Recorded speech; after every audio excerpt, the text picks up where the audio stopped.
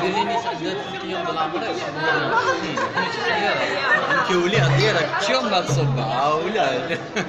لا لا قلنا حاجه عليه مش